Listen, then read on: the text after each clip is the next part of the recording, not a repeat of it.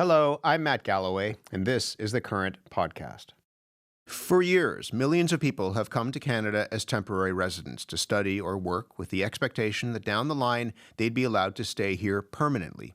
Now, the clock is ticking on their time in this country. Facing huge backlogs and a change in how Canadians talk about immigration, the federal government has, over the past few months, begun a reset of Canada's immigration policy, and that includes lowering the number of people Canada allows to stay here. 1.4 million work permits are set to expire this year, more than half of them by June. Some people have been here for years, working meaningful jobs, buying homes, building families, but according to Immigration, Refugees and Citizenship Canada, only 380,000 of them will qualify for permanent residency this year. The rest either have to apply for an extension to their work permits or leave the country. One of those people facing an expiring work permit is Abhishek Parmar. The 25-year-old came to Canada 6 years ago to study mechanical engineering and has worked for an automotive and fabrication company in Windsor, Ontario. His work permit expires this March. Abhishek, good morning. Good morning. How are you? I'm well. Your work permit, as I say, expires in less than 3 months. How are you feeling? Bit nervous, but I think my permanent residency will go through if I just keep on working. There's certain things I'm working on, like learning French, and I also gave my English test recently to improve scores. So I'm positive, but like little nervous. A little nervous. Tell me a little bit about how you ended up in this situation. As I say, you came here to Canada to study and applied through an Ontario immigration pathway. What happened? In after graduating in 2022, I got a job in Windsor itself in an automotive company, which supported the Ontario Nomination Pathways program. And I got the job. I got the nomination as well, and then I applied for my permanent residency as well. But in September, I got laid off due to their adverse business conditions, and due to that, I lost my nomination because one of the condition was that I need to hold the same position until I get my permanent residency, which did not seem fair. But yeah, it was one of the underlying conditions. So being laid off closed that pathway off for you. Yes, Yeah. completely. And so what happens now? As you said, you're studying French, you're taking the English tests as well. What happens now? Yeah, so I'm like currently learning French, and I'm also doing everything I can to improve my score. And right now, Ontario pathways are closed for me, but the federal government programs are open. So there's also a category called STEM, which supports the engineer like me. So I'm in that pool as well. So I'm also waiting for that draw to happen. So there's some things in work and some things which I'm working on to get there. When you came here to study, was the expectation, did you believe that there was a path for you to become a permanent resident in Canada? Yeah, absolutely. When I came here, I think it was just a process, right? Like because it was a lesser population, not too many immigrants in the country at that point of time. So it was just like you have to just study, you have to get a job, and everything else will work out. This is just a procedure. But now I have to like keep my eye out for that as well, which is kind of annoying. Yeah, but that was definitely in the plan, and it was easier back then as compared to now. Yeah. And so the clock is ticking. And I mean, I hope for your sake that things work out. But if you don't get to apply for permanent residency by March, or you have that work permit extended, what are you going to do? Yeah, if I'm going to file an extension or request them to grant me an extension, and if that also doesn't work out, I will go back to my home country and gain an experience and try coming back again as a permanent resident if I'm given the chance. But yeah, I'm not going to stay here undocumented or do something which is not legal or doesn't follow the law. Do you know people who have had to go home because Yeah. their permit did not get extended, or they didn't get invited to apply for PR? Yeah, so basically, like people like me who came at when we were so young, it was because we wanted to get integrated into the community, get used to the conditions early on, and to develop our life in that way. But yeah, a couple of friends I know they have gone back to home and they are trying to gain that experience because even if you work outside the country, you can get like some more points which can help you get permanent residency here. So yeah, they have gone back, unfortunately, but I hope they come back. I wish them the best. You were very clear that you would not stay undocumented. Do you know people who have stayed here undocumented after their permit has expired? I'm aware of the stories, but I don't know someone firsthand who has stayed undocumented here. But yeah, I've heard from the news people and also on the internet that there's about like 200,000 people who are undocumented currently in Canada, which is a staggering number. Did you ever imagine that you would have to leave? I mean, again, you hope that you'll stay here, but did you ever imagine that you would have to leave Canada? Did you see this as your home? No, I never like felt that I would be leaving here, because I have been in Windsor since like almost 7 years now, and it started to feel like home. And now, since it's coming to an end, it's not a good feeling. I I I planned that it would be easier to get permanent residency, and it is, again, as I said, it's just a procedure, but not in this way. Yeah, definitely. I wish you the best of luck, and I think we'll try to connect with you again in the next few months as that deadline gets closer. In the meantime, Abhishek, thank you very much for this. Oh, 100%. Thank you. Looking forward to speak to you again. Yeah. Abhishek Parmar works in Windsor, Ontario, and his work permit that he is on to allow him to stay in Canada expires in March. Many of the people who could be told to leave Canada are working here in all sorts of different markets, and there is a concern that their loss could have impacts outside of the personal hope that they have of building a life in Canada. Mikal Skuterud is a professor of economics at the University of Waterloo. Mikal, good morning to you. Good morning, Matt. Do we have a sense as to the impact that this many people, I mean, we're talking about 1.4 million work permits expiring this year, several 100,000 by the springtime. What would that mean for the Canadian labor market? There's an obvious tendency to think that this is a real problem for labor markets, that we tend to err. I mean, the popular view of labor markets is that there's some fixed number of jobs out there that need to be done, and maybe many of them are essential jobs. And so if all these workers disappear, well, my God, the whole economy is going to fall apart. But it's worth remembering that's precisely the kind of faulty thinking that got us into this mess. Coming out of the pandemic, there was record numbers of job vacancies. And there was a notion that if these jobs don't get done, the whole economy is going to fall apart, which I argued at the time is just wrong way of thinking about how economies work.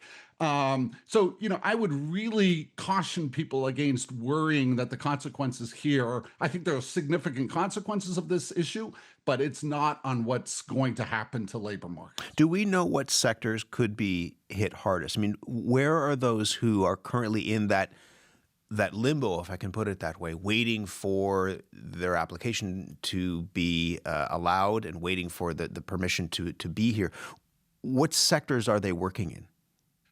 They're working across the economy, for sure. There are non-permanent residents working in every industry in Canada, but they are highly concentrated in the low-wage service sector.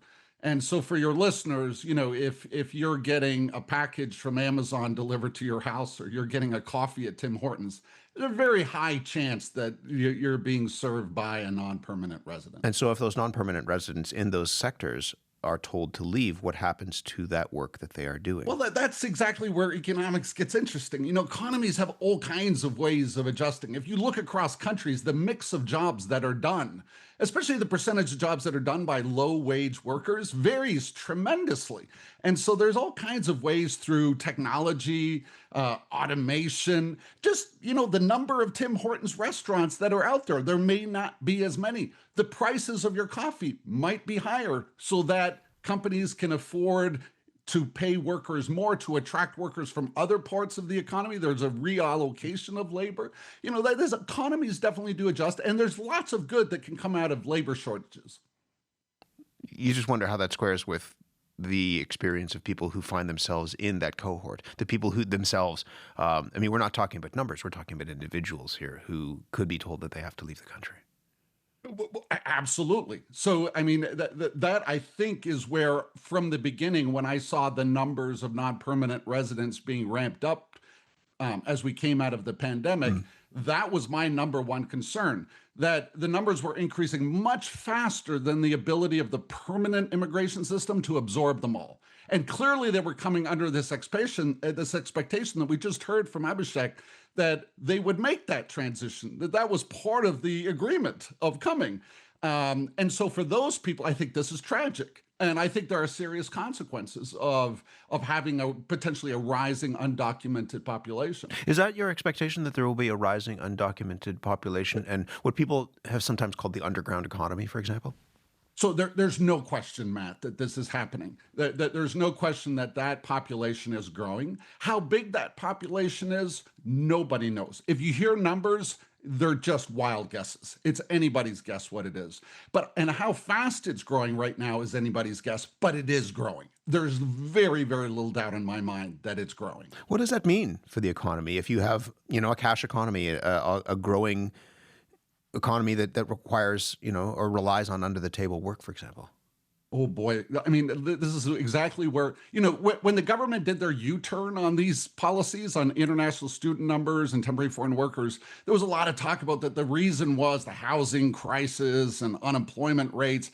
I really don't think that was the pressure was within IRCC, the immigration department. It was a worry that inevitably what was going to happen is we were going to have a rising undocumented population. The consequences are, something Canada has never dealt with because we haven't had a porous border. So something very new for Canada. Of course, in the US, they've dealt with this for years. And what comes to mind first, there's many consequences, but what I worry about most, Matt, is that this population is vilified. And this is a very different situation than people coming through porous borders. This is people who came here legally with a very clear expectation of what the pathway to permanent status was going to be. This population becomes vilified. There's potentially a risk that there's calls for increased deportations, and we're seeing how that's playing out south of the border. Just before I let you go, this is a population also that, as we heard, people expected to be here, have built lives, perhaps purchased homes, what have you. More than 1 million visas are set to expire. That's a lot of people. Do you expect a chaotic process as this unfolds? That's my worry. That's precisely my worry. Is that we know deportations are happening all the time. Most Canadians don't realize that this is part of what our CBSA, the Canada Border Services Agency, does, is deport people. Those deportations, I think almost undoubtedly, are going to increase. The worry is you start to hear stories. I mean, I don't know if that, clearly I don't know that's going to happen. In terms of the numbers though, Matt, again, I really caution listeners when we hear these big numbers, how we just don't know. The reality is, of course, that Canada doesn't track exits. We don't know when people leave the country. I mean, this is a major gap in our data system. And so when you hear these numbers, what we're using are just the permit expiry dates, but it's entirely possible some migrants are leaving before their permits expire. So it's entirely possible we're overestimating these numbers, perhaps by large margins. I just don't know. And the reality is nobody knows what the numbers are. Mikal, good to speak with you. Thank you very much. Thanks, Matt. Mikal Skuterud is a professor of economics at the University of Waterloo. As we mentioned, this comes at a time when how we talk in this country about immigration is changing. Mireille Paquet is director of Concordia University's Institute for Research on Migration and Society. She's in our Montreal studio. Mireille, good morning to you. Good morning, Matt. Mikal ran through some of the background here, but just briefly, explain how we got here. For a number of years during the Trudeau government, the number of people coming to Canada on temporary permits grew. What was, as you understand it, the political thinking behind that? And I think it's important to remember that this growth in temporary residence predated the Trudeau government. So this is a trend that's been going on for about 20 years, which these programs that either allowed students or workers to come in on a temporary basis grew. And part of it was simply that there was a recognition a long time ago that the permanent migration selection system was not necessarily delivering manufacturing just-in-time workers or workers that were needed for the Canadian economy. So the idea was to have a two-track system in which you could have, people selected on the basis of skills and human capital, and then people that were selected on the basis of employer-expressed needs at a time being. And then over time, the number of temporary permit holder grew, while also the permanent resident category grew as well. And this accelerated, as was just discussed, after the pandemic. But this trend was there for a long time as a way to try to balance those long-term goals for the Canadian economy and those short-term needs as well. Immigration, Refugees and Citizenship Canada told the CBC that having temporary status does not guarantee that a person will eventually be accepted as a permanent resident. But do you believe that people who came here on temporary status believed that they would eventually have a path to permanent residency? So it depends on who we're talking about. So the temporary migrants, they're a large category. They include several status, from international students to temporary foreign workers who are on a work permit that is tied to an employer, to people who are on an international mobility permit that is kind of open to any job in the Canadian economy. And so people on a closed permit, I think, received a message quite clearly that, there were limited opportunities for permanent residency. The Canadian government, however, was very active and proactive in selling for international students and for for mobility scheme the idea that this was an opening for permanent residency. And this was not only communicated to applicants, but this was also reflected in our permanent selection system. Because a lot of what's going on when you apply for permanent residency, like Abhishek was talking about, is that the experience you gain working in Canada counts in the way your score is calculated, which means that, in effect, our permanent immigration system and the grid we use to select people was really giving an advantage to those that held a temporary status in Canada as so far as they had the other kind of skills that we were looking at. So I think the message was there. Yeah. In some cases, it was very explicit, and in other cases, it was more implicit. What do you think will happen then? I mean, we're talking about perhaps more than 1 million people. What will happen when their permits expire? How will people determine, who's going to stay and who's going to leave? The guess of everyone is as good as mine. So we know for sure that some people will leave. Some people will, as Abhishek was talking about, file for extension. Now, how many of those will be granted by the government, that remains to be seen. It's important to note that in the last immigration levels plan, the government also set aside about 33,000 permit slots for permanent residency for people that were transitioning from temporary status to permanent status. And then we can expect some people to try to apply to other program stream, including maybe applying for asylum. And some people might remain in Canada irregularly. So we actually can't really predict this. And I think it's important to note, again, as Mikal was just saying, that we're facing a new situation that we've never experienced. We're almost out of time here, but just very briefly, we're also in a context where the polling, at the very least, suggests that the Canadian consensus around immigration is shifting. What do you make of that? I mean, is that more nuanced than the polls might indicate? Oh, I think it's much more nuanced. So I think one of the things that is important to think about, especially on the temporary resident issue, is that first off, I think who is a temporary resident and who is a temporary migrant, why they're in Canada, what do they do? This is not really a clear construct in most Canadian minds. So what we're seeing expressed in the polls are overall macro feelings about immigration and about the state of the economy and about all of that.